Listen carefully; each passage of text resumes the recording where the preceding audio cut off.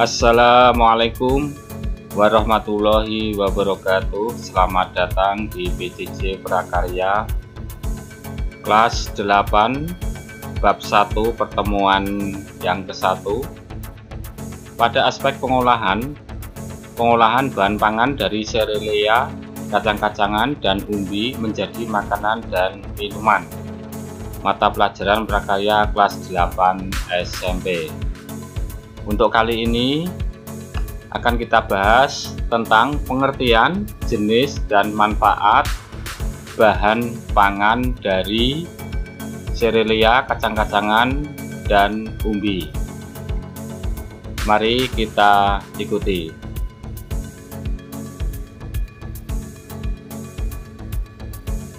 Untuk kompetensi dasar 3.1 menganalisis rancangan pembuatan, penyajian, dan pengemasan bahan pangan serealia, kacang-kacangan, dan umbi menjadi makanan dan minuman yang ada di wilayah setempat.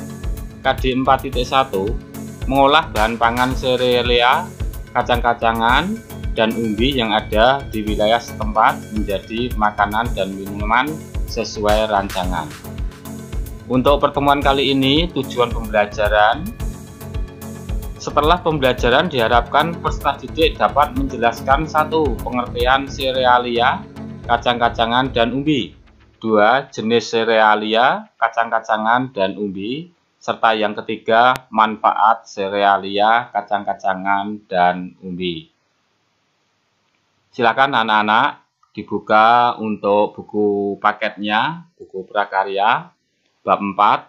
Pengolahan bahan pangan serealia, umbi, dan kacang-kacangan menjadi makanan dan minuman di halaman 111.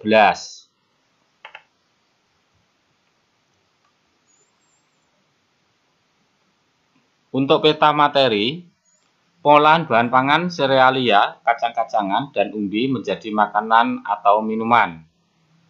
Menjadi makanan dan menjadi minuman akan kita bahas nanti mulai dari pengertian, jenis, dan manfaat untuk pertemuan pertama, kemudian metode pengolahan untuk pertemuan yang kedua, dan pertemuan ketiga akan kita bahas tentang tahap pengolahan, kemasan, dan penyajian produk pengolahan serta praktek mandiri di rumah.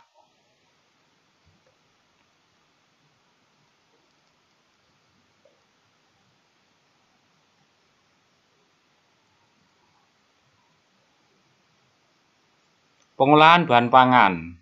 Pengolahan bahan pangan adalah suatu kegiatan mengubah bahan mentah menjadi bahan makanan siap dikonsumsi atau menjadi bahan pangan setengah jadi dengan tujuan untuk meningkatkan kualitas dan memperpanjang masa simpan bahan.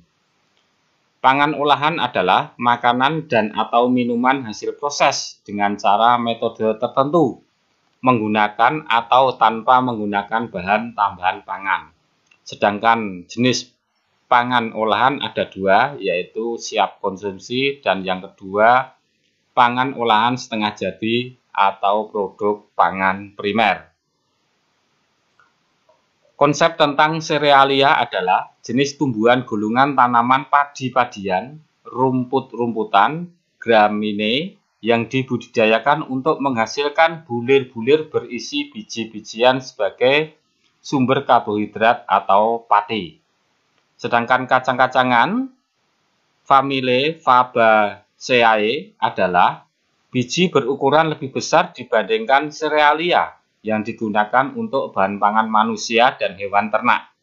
Sedangkan umbi adalah organ tumbuhan yang mengalami perubahan ukuran dan bentuk atau pembengkakan sebagai akibat perubahan fungsinya. Organ yang membentuk umbi terutama batang, akar, atau modifikasinya kedua-duanya.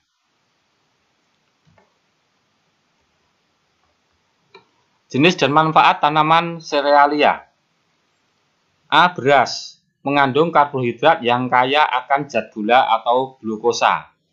Jenis atau macamnya ada beras putih, beras merah, beras hitam, beras ketan, dan beras ketan hitam. Gambarnya ada di samping. Kemudian B. Jagung mengandung karbohidrat dalam bentuk pati, umumnya berupa campuran amilosa dan amilopektin. Ada dua macam jenis jagung, yaitu jagung kuning dan jagung putih.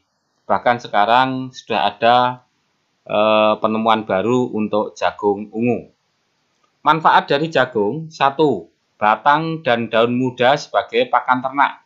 2. Batang dan daun tua setelah panen dapat digunakan sebagai pupuk hijau atau kompos. Yang ketiga, batang dan daun kering sebagai kayu bakar. Yang keempat, batang jagung juga dapat digunakan sebagai lanjaran atau turus untuk tanaman yang merambat lainnya. 5. Batang jagung atau pulp, bahan kertas. 6. Buah jagung muda, putren bahasa Jawanya, dapat jadikan sebagai bahan sayuran, bergedel, bakwan, dan sambal goreng. Sedangkan yang ketujuh, biji jagung tua. Biji jagung tua berfungsi sebagai pengganti nasi, marning, brondong, roti jagung, tepung, bihun, bahan campuran kopi bubuk, biskuit, kue kering, pakan ternak, bahan baku industri, dan industri farmasi, dekstrin, perekat, dan industri tekstil. Bahkan untuk mengamankan kandungan dari kolesterol, untuk jagung bisa dijadikan sebagai bahan gula jagung untuk campuran seperti susu, susu kambing dalam bentuk bubuk. Selanjutnya adalah C. Gandum. Memiliki kandungan karbohidrat yang cukup tinggi. Masyarakat Indonesia menjadikan gandum sebagai bahan roti dan mie. Manfaatnya: 1. Membuat tubuh merasa kenyang lebih lama. 2. Menurunkan kadar kolesterol dalam tubuh. 3. Untuk menurunkan berat badan dan sumber serat yang dibutuhkan tubuh, serta mengurangi risiko terkena kanker. Kemudian yang D adalah sorghum. Tanaman sorghum mirip dengan tanaman jagung, namun tumbuh lebih tinggi dan cocok ditanam di tempat yang kering maupun berair, dan tahan terhadap hama daripada tanam sejenisnya. Kandungan gizi mengandung karbohidrat, protein, kalsium, bisa jadikan bioetanol. Manfaat dari sorghum adalah: 1. Daun menjadi sumber pakan ternak. Tangkai daun bisa jadikan kerajinan tangan dan sapu. Bunga sorghum yang juga bisa dimanfaatkan sebagai bunga kering untuk hiasan. 2. Batang sorghum adalah lumbung bioetanol dan bahan pembuat kertas. Batang yang masih muda bisa dibuat sirup karena rasanya manis. 3. Akar sorghum digunakan sebagai jamu untuk memperlancar peredaran darah. Yang keempat, biji sorghum kandungan gizinya sangat besar. Nilai protein, kalsium, dan karbohidrat lebih besar dibandingkan beras dan jagung.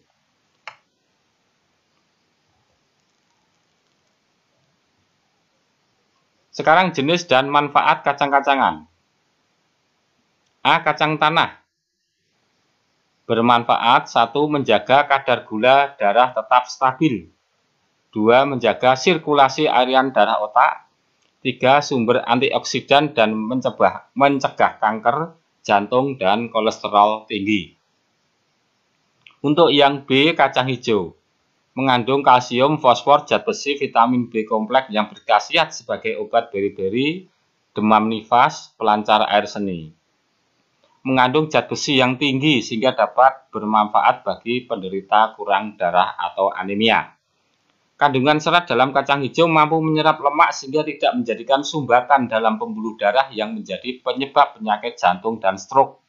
Kandungan mineral seperti kalsium dan fosfor dapat menjaga kekuatan dan pertumbuhan tulang dan gigi serta mencegah osteoporosis pada orang tua. Kacang hijau dapat menghaluskan kulit dengan mengambil sel kulit mati yang terdapat pada tubuh. Kulit akan menjadi lebih putih, bersih, dan halus. Kacang hijau juga mengandung vitamin B kompleks sangat baik sebagai makanan pendamping ASI.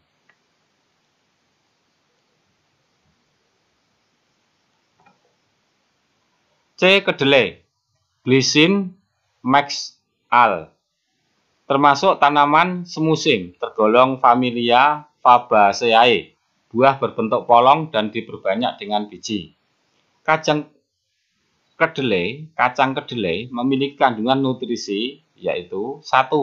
Memiliki kandungan protein nabati yang tinggi, berguna untuk membantu membangun sel tubuh dan baik untuk vegetarian.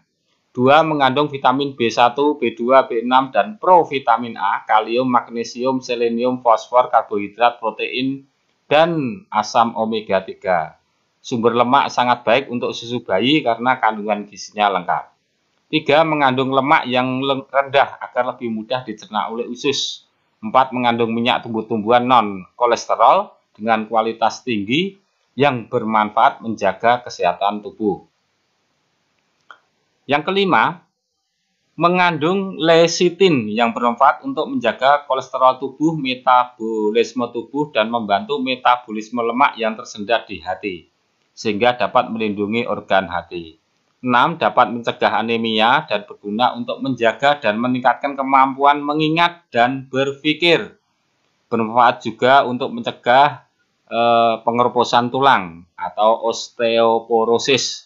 Mengandung antioksidan seperti vitamin E dan vitamin B kompleks. Dapat membuat kulit berkilau dan menunda penuaan dini.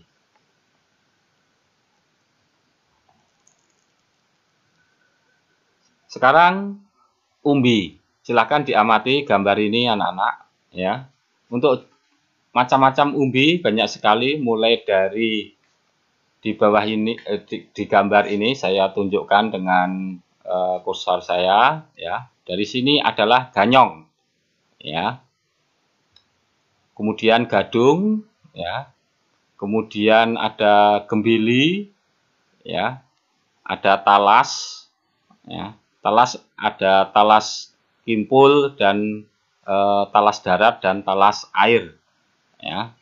Kemudian singkong ya, atau ketela pohon. Kemudian ini ketela ya, rambat, dan ini adalah garut ya.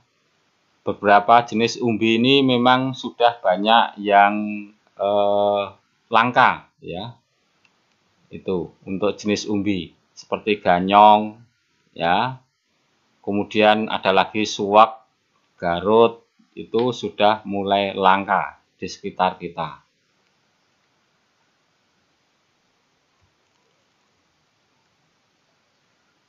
Jenis dan manfaat umbi. Ubi jalar. Manfaat sebagai sumber energi, vitamin C untuk merawat kulit, vitamin A dan beta karotin mencegah kanker paru-paru. Mengontrol kadar gula darah, vitamin B6 mencegah serangan jantung, kalium menstabilkan tekanan darah, mengandung serat yang tinggi. Singkong. Manfaatnya untuk melancarkan pencernaan, obat luka bernanah dan terbakar. Caranya dengan diparut, singkong dikuliti, diparut, kemudian sebagai penutup luka. Kemudian obat panas dalam dan untuk diet rendah kalori. Selanjutnya adalah talas. Bermanfaat memperlancar kerja pencernaan, menjaga kolesterol, mencegah gangguan jantung dan tekanan darah tinggi, akar rimpang untuk obat encok, cairan akar rimpang sebagai obat bisul, dan gerah daunnya untuk menghentikan luka pendarahan dan pembengkakan. Ya. Ini gambarnya beberapa jenis talas ya. Talas air dan talas darat. Kemudian C, kentang. Ya.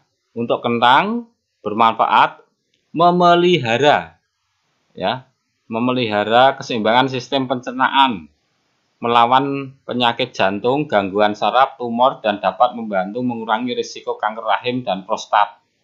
Memelihara kesehatan kulit wajah, mengurangi kadar kolesterol, baik untuk perkembangan otak dan menghilangkan stres pikiran karena kandungan vitamin B6-nya. Ini yang bisa saya sampaikan tentang umbi ya. Sebetulnya masih ada jenis umbi yang lain seperti yang saya sampaikan tadi, yang mungkin di sekitar kita sudah tidak ada karena sudah langka. Di antaranya adalah Garut, ya, berfungsi juga untuk emah, ya. Kemudian ada suwak, ya, ganyong. Itulah jenis-jenis umbi yang ada di sekitar kita dan yang sudah mulai langka. Baiklah anak-anak, saya kira ini yang bisa saya sampaikan untuk materi pertemuan pertama bab 1, ya. Mudah-mudahan bisa dipahami dan bermanfaat, ya. Kita tahu tentang jenis dan kandungan gizi dari mulai bahan pangan serealia, kacang-kacangan, dan umbi. Kurang lebihnya mohon dimaafkan. Sampai bertemu di pertemuan minggu depan. Kita bahas tentang metode pengolahannya. Cukup sekian. Wassalamualaikum warahmatullahi wabarakatuh.